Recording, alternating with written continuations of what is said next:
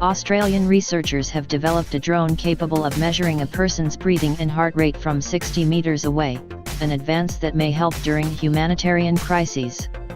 The researchers, led by Javaan Chahl from the University of South Australia, UniSA, showed that the drone was able to measure a subject's heartbeat by using a camera to sense the top of a person's head pulsing by approximately 1 millimeter with each beat, reports Xinhua news agency.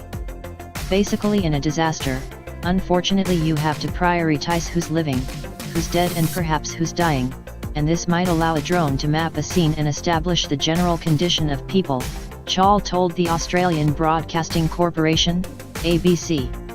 The same software could do facial recognition, measure their heart rate after climbing up some stairs in the subway, and you could do that for 100,000 people a day, Chahl said. The drones were created in conjunction with the Australian Defence Force, ADF, to be deployed during humanitarian crises.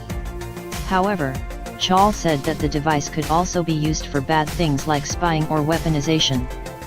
If we can start doing these things, so can somebody who has a bad agenda, Chahl said. Somebody could take their data and do something with it.